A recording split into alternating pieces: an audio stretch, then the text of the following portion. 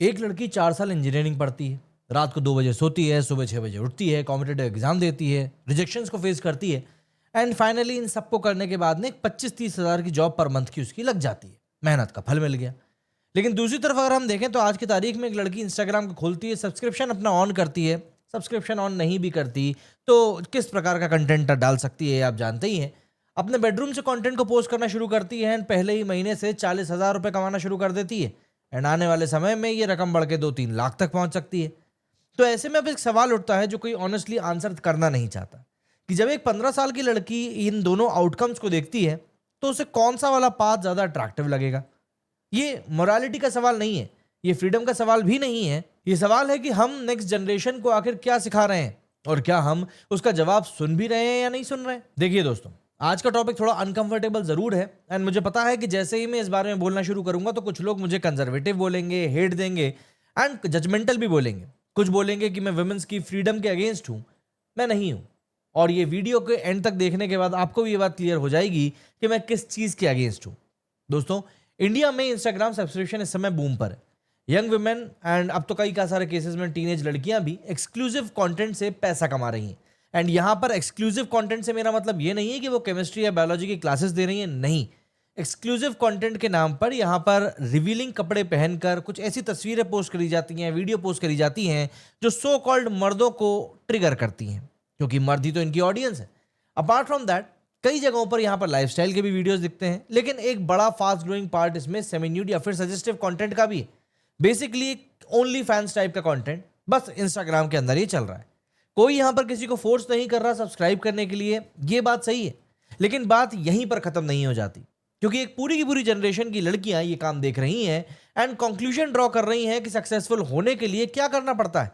And आज हम इसी बारे में बात करने वाले हैं। हो क्या रहा है एक्चुअली, सबसे पहले उसको समझिए।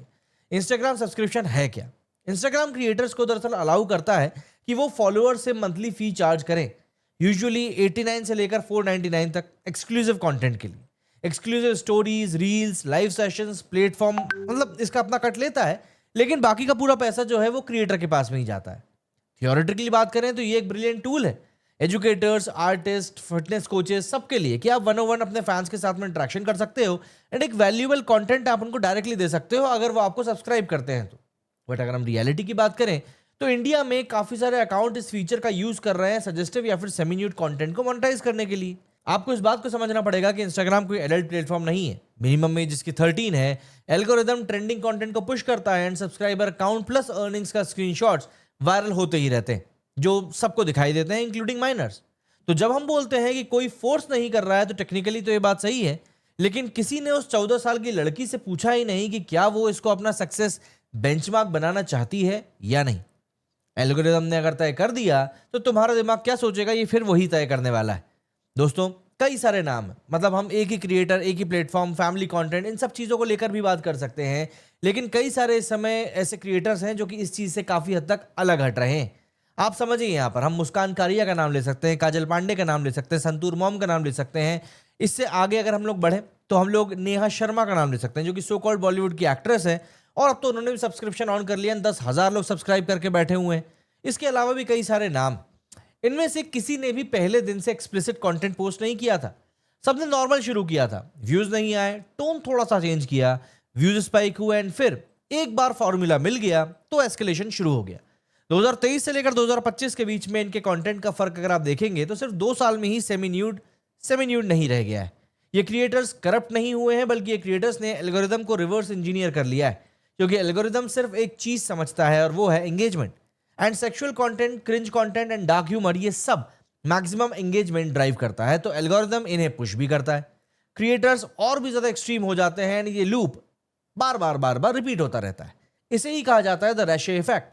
हर नई जनरेशन को पिछली जनरेशन से ज्यादा एक्सट्रीम होना पड़ता है सिर्फ नोटिस होने के लिए। अब देखिए, नंबर्स भी यहां पर झूठ नहीं बोलते हैं।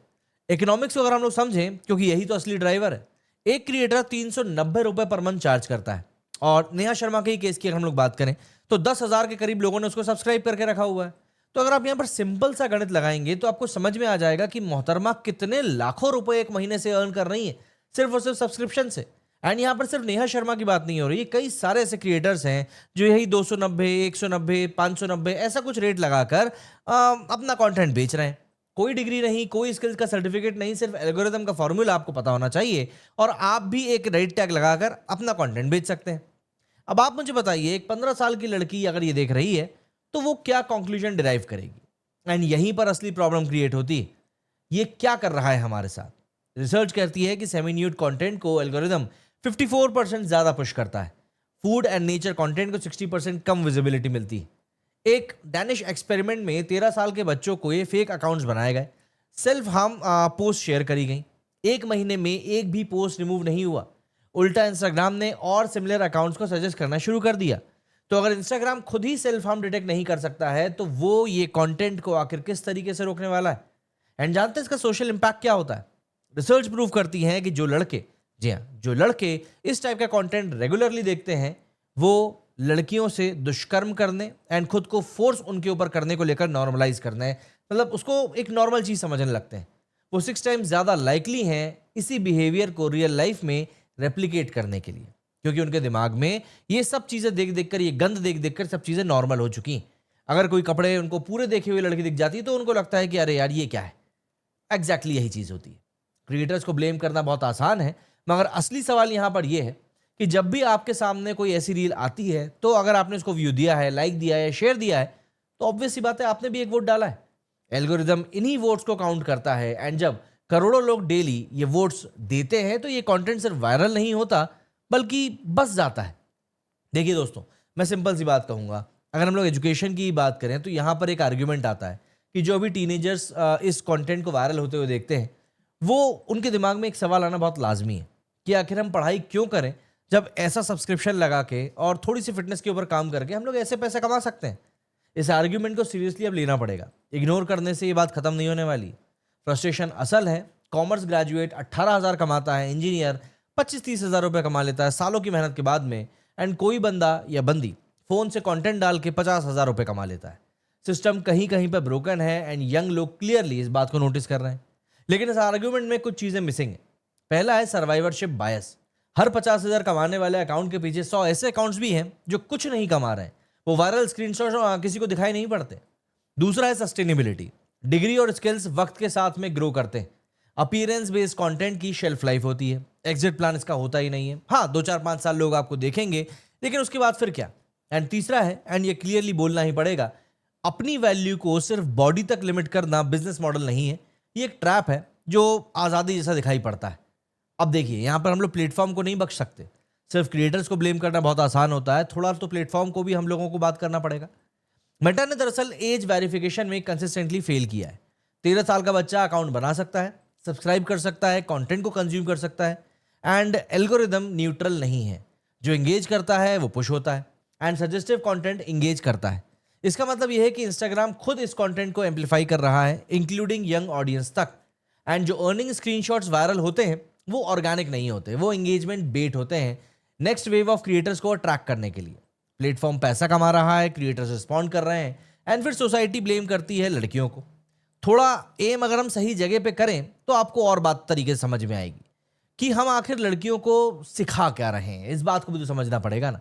ये बहुत ही अनकंफर्टेबल सवाल है। दशकों तक महिलाओं ने जंग लड़ी है आज़ादी के लिए, एजुकेशन के लिए, करियर के लिए एंड सबसे बड़ी बात वुमेन एम्पावरमेंट के लिए। वो इंडिपेंडेंस बेस्ड थी दिमाग के ऊपर, काम के ऊपर, सोसाइटी में उनके द्वारा किए जाने वाले कंट्रीब्यूशन के ऊपर। लेकिन अगर हम आज की तारीख में बात करें तो हो क्या रहा है? सोशल मीडिया प्लेटफॉर्म्स ने, इंस्टाग्राम ने यंग लड़कियों को फास्टेस्ट ग्रोइंग इनकम का मॉडल दे दिया है। उनके दिमाग से रिलेटेड ये मॉडल बिल्कुल नहीं है, उनकी स्किल से रिलेटेड भी नहीं है, एजुकेशन से भी नहीं है, लीडरशिप से भी नहीं है। इन सब चीज़ों से ये चीज़ें इररिलेवेंट हैं। क्लियर बोलूं तो चॉइस होना कहीं से कहीं तक भी गलत बात नहीं है। अगर आप बिना पढ़ाई लिखाई करे पैसा कमा पा रहे हैं तो जाहिर सी बात है आप उसकी तरफ अट्रैक्ट होंगे ही होंगे ना। एंड यही चीज़ इस समय हो रही है। आपको सिर्फ थोड़ा डांस करना है, थोड़े से कपड़े कम पहनना है एंड काम आपका हो जाएगा। लेकिन जब सबसे विजिबल, सबसे रिवॉर्डेड पाथ फिजिकल डिस्प्ले बन जाए तो ऑब्वियस सी बात है वो आज़ादी नहीं बल्कि एक नया पिंजरा बन जाता है। असल इंडिपेंडेंस क्या है दोस्तों? इंजीनियर बनना भी एक ऑप्शन है, आर्टिस्ट बनना भी एक ऑप्शन है, किसी कंपनी का फाउंडर बनना भी एक ऑप्शन है। सिर्फ एक चीज़ हाईलाइट होगी तो बाकी सब बेकार ऑब्वियस सी बात है लगने लगेगा। एंड वही चीज़ इस समय हो रही है दोस्तों। सिंपल सी बात है, सबसे ज्यादा रिस्क में इन सब कंटेंट से आखिर कौन है? 25 साल की वो महिला नहीं जो कॉन्शियसली डिसीजन ले रही है। रिस्क में है वो 15 साल की लड़की जो अभी डिसाइड भी नहीं कर पाएगी, जो समझ ही नहीं रही है कि सक्सेस होता क्या है, रिस्पेक्ट क्या होता है, डिग्निटी क्या होती है। वो तो बस डेली इंस्टाग्राम पे है, सब्सक्राइबर का काउंट बढ़ते हुए देख रही है, अर्निंग्स को बढ़ते हुए देख रही है, एंड उसके साथ के दोस्त भी बोल रहे हैं कि यार इतना पढ़ने से आखिर मतलब क्या है, बस ऐसा कुछ काम कर लेंगे। एंड उसके पास में कोई फ्रेमवर्क नहीं है इस बात को समझने के लिए। यहाँ बात होनी चाहिए क्रिएटर्स को शेम करने की नहीं, एडल्ट चॉइसेस कंट्रोल करने की नहीं, बात यह है उन लड़कियों को आखिर आप कैसे प्रोटेक्ट करेंगे जो अभी समझ ही नहीं रही है दुनिया को। पेरेंट्स को भी बात करनी होगी, लेक्चर नहीं, रियलिटी चेक देना पड़ेगा। स्कूल्स का भी रोल यहाँ पर काफी हद तक इंपॉर्टेंट हो जाता है। आपको मॉनिटर करना पड़ेगा कि आपके बच्चे आखिर कौन सा डेटा कंज्यूम कर रहे हैं, क्योंकि आज की तारीख में इंटरनेट को आप किसी से दूर नहीं रख सकते, वरना बच्चे ही आउटडेटेड हो जाएंगे। एंड हमें जो कंज्यूम कर रहे हैं इस तरह के कंटेंट को, ये सोचना पड़ेगा कि आखिर हम किस चीज को एम्प्लीफिकेशन दे रहे हैं। दोस्तों, वापस उसी सवाल के ऊपर आते हैं। आपको ये कंटेंट देखने के लिए कोई फोर्स नहीं कर रहा, कोई मजबूर नहीं कर रहा। आपको इस तरह का कंटेंट डालने के लिए कोई फोर्स नहीं कर रहा, कोई मजबूर नहीं कर रहा। लेकिन क्या हम अपनी अटेंशन, पैसा, एल्गोरिदम से एक ऐसी दुनिया बना रहे हैं जहां लड़कियों के लिए इजीएस्ट सक्सेस का रास्ता उनके दिमाग से नहीं बल्कि उनकी बॉडी से होकर जाता है? हाँ, जिस तरह के सब्सक्रिप्शन निकल कर सामने आ रहे हैं उससे तो यही लगता है। एंड ये प्रॉब्लम होनी चाहिए, मोरालिटी की वजह से नहीं, कल्चर की वजह से नहीं, इसीलिए क्योंकि हम एक पूरी जनरेशन का पोटेंशियल इस समय वेस्ट कर रहे हैं। उन्हें डेली ये सिखा रहे हैं कि फास्टेस्ट वैल्यू का रास्ता वो है जिसमें उनके दिमाग की जरूरत ही नहीं है। जो वुमेन पहले लड़ रही थी इंडिपेंडेंस के लिए, वो चाह रही थी कि उन्हें काम मिले या उनको बाहर जाने का रास्ता मिले, उनकी बात को सुना जाए। हमें इंश्योर करना होगा कि हमें एक केज को दूसरे केज से रिप्लेस नहीं करने देना है। लड़कियां आज की तारीख में वही कर रही है, एक पिंजरे से निकलकर दूसरे पिंजरे में जा रही हैं। यही कन्वर्सेशन वर्थ हैविंग है, एंड इसके अलावा कोई बात मायने नहीं रखती।